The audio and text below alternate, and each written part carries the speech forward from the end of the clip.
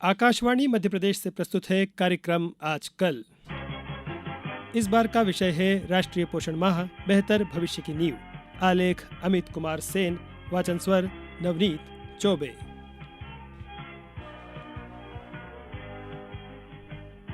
स्वास्थ्य किसी भी व्यक्ति के लिए बेहद जरूरी होता है, बच्चों के लिए तो बेहद जरूरी। हमारे देश में इस बात को ध्यान रखते हुए भारत सरकार द्वारा 1 से 30 सितंबर तक पोषण माह हर साल हर राज्य में मनाया जाता है। राष्ट्रीय स्तर पर पोषण अभियान की शुरुआत प्रधानमंत्री नरेंद्र मोदी ने 8 मार्च 2018 को राजस्थान के झुंझुनू जिले से की। इस अभियान का उद्देश्य किशोरियों, गर्भवती महिलाओं, स्तनपान कराने वाली माताओं और 6 वर्ष तक की आयु के बच्चों की पोषण स्थिति को सुधारना है। मौजूदा समय में मध्य प्रदेश में 453 बाल विकास परियोजनाओं के अंतर्गत 84,569 आंगनवाड़ी केंद्र और 12,670 मिनी आंगनवाड़ी केंद्र संचालित है। इन सभी केंद्रों पर पोषण माह के जरिए न केवल पोषण युक्त आहार उपलब्ध करवाया जाता है, बल्कि पोषक तत्वों युक्त आहार की विस्तार से जानकारी भी दी जाती है।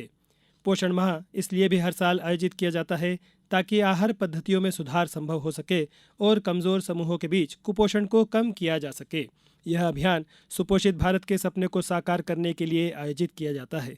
इस दौरान कई और भी कार्यक्रम आयोजित किए जाते हैं, जैसे कि वृक्षारोपण अभियान, पोषक तत्वों का वितरण, सामुदायिक पहुंच कार्यक्रम, प्रदर्शनियां और शैक्षणिक सत्र। इस साल यानी 2024 में राष्ट्रीय पोषण माह 2024 की शुरुआत एक पेड़ माँ के नाम के राष्ट्रव्यापी वृक्षारोपण अभियान के साथ हुई। राष्ट्रीय पोषण माह 2024 के मुख्य विषय एनीमिया, विकास निगरानी, पूरक आहार, पोषण भी पढ़ाई भी, बेहतर प्रशासन हेतु प्रौद्योगिकी और एक पेड़ माँ के नाम है। पोषण अभियान का आयोजन देश भर में राज्य स्तर पर महिला एवं बाल विकास मंत्रालय द्वारा किया जाता है, जिसका उद्देश्य 6 वर्ष तक की आयु के बच्चों को लक्ष्य बनाकर स्टंटिंग और कम वजन की समस्या को कम करना है। इसके साथ ही छोटे बच्चों यानी 6 से 59 महीने और 15 से 49 साल की महिलाओं और किशोरियों में एनीमिया की कमी को दूर करने के प्रयास और उन्हें जागरूक किया जाता है। पोषण अभियान के जरिए ग्राम स्वास्थ्य स्वच्छता पोषण दिवस के अंतर्गत यह लक्ष्य निर्धारित किया जाता है कि क्षेत्र में क्षेत्रीय बैठकों और विकेंद्रीकृत योजना के जरिए इस पोषण अभियान से ज़्यादा लोगों को जोड़ा जा सके।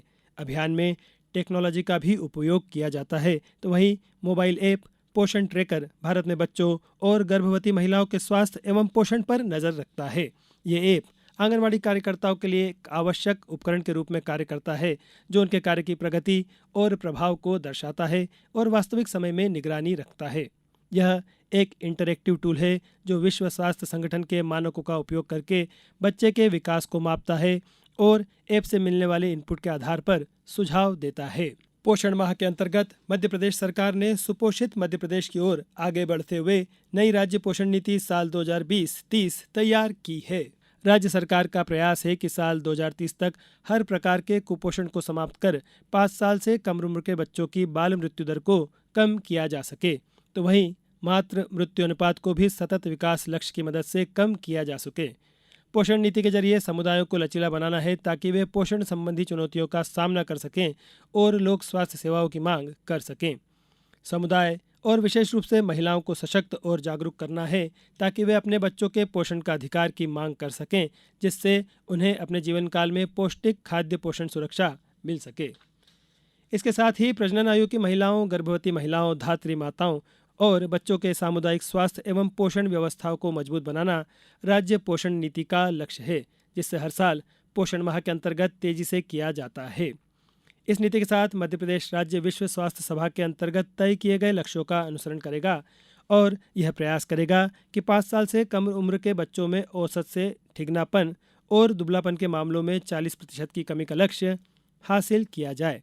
इस दौरान लंबाई के मानकों से कम वजन वाले बच्चों की दर को 5% से कम करने और खून की कमी की दर को 6 से 59 माह के बच्चों, किशोरी बालिकाओं और प्रजनन आयु वर्ग की महिलाओं में साल 2025 तक 50% कमी लाने का लक्ष्य रखा गया है। तो इस तरह भारत सरकार द्वारा हर साल सितंबर माह में आयोजित पोषण माह महिलाओं और बच्चों के लिए स्वस्थ जिंदगी देने की कोशिश में अभिनव प्रयास है। इसी के साथ कार्यक्रम आजकल में बस इतना ही। अगली बार हम फिर हाजिर होंगे एक नए विषय के साथ। नमस्कार।